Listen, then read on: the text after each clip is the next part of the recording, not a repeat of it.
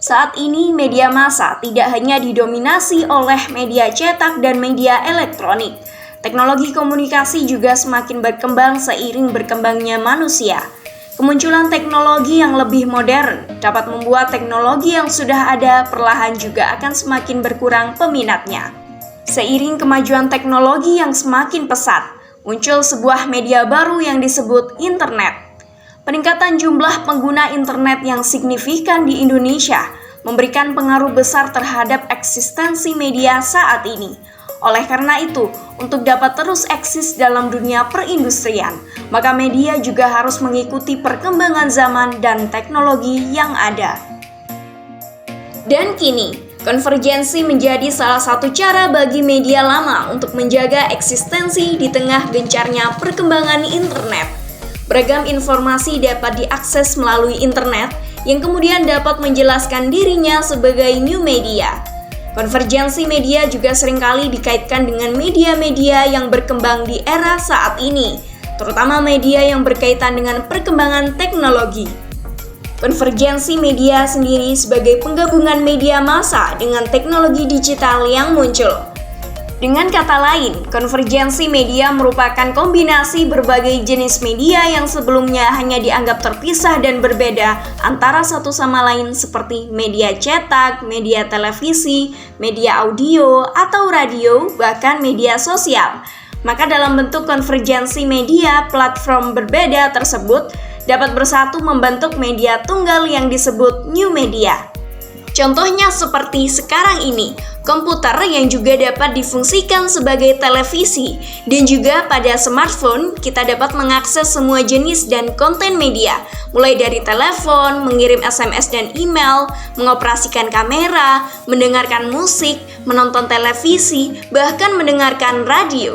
Smartphone inilah yang termasuk bentuk konvergensi media, karena dapat mengakomodir berbagai kebutuhan hanya dalam satu perangkat. Pada tahun 2006, Henry Jenkins menjelaskan bahwa konvergensi media sebagai aliran konten berbagai platform media, kolaborasi industri dengan media, dan aktivitas migrasi media. Fenomena ini disebabkan oleh munculnya teknologi digital dan media baru.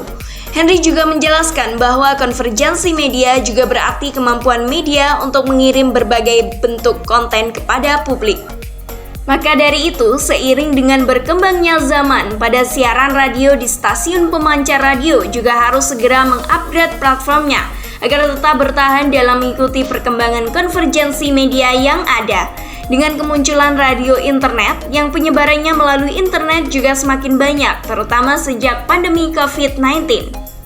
Contohnya seperti Prambors Radio. Konsisten atas apa yang telah disiarkan menjadi salah satu strategi untuk memperluas pendengar jaringan pengiklan di radio melalui web streaming secara konsisten dan friendly, serta strategi lain yang berupa iklan di media online atau media sosial dan saat on air.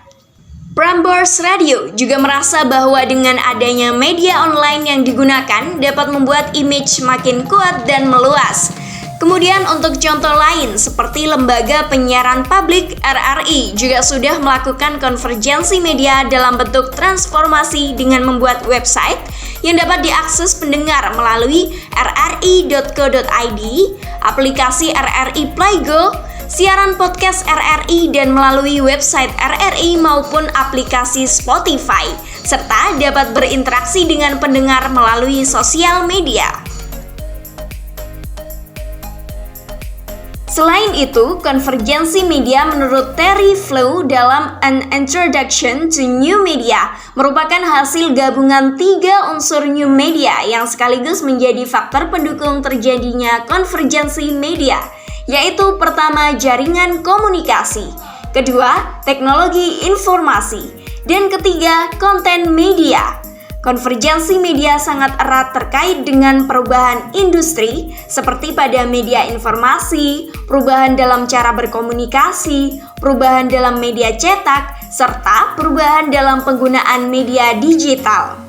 Seiring dengan munculnya digitalisasi serta internet di masyarakat, tidak dapat dipungkiri bahwa budaya masyarakat lambat laun juga berubah, di mana masyarakat lebih memilih media yang berkembang, baik dalam sistem digital ataupun jaringan internetnya. Perubahan halayak media inilah yang membuat perusahaan media melakukan inovasi baru untuk menyamainya. Inovasi tersebut dikenal dengan nama konvergensi media. Oleh karena itu, perusahaan media harus mencari strategi yang baik demi tetap eksis atau memilih pasrah dan akhirnya menepis. Dari banyaknya kemunculan dampak konvergensi media yang ada di sekitar, baik dampak positif maupun negatif, kita sebagai masyarakat harus lebih cerdas dan lebih bijak dalam berteknologi, serta memilah antara dampak positif dan juga negatif dari konvergensi media yang ada, baik untuk diri sendiri maupun lingkungan sekitar. So, tetap eksis atau malah menepis.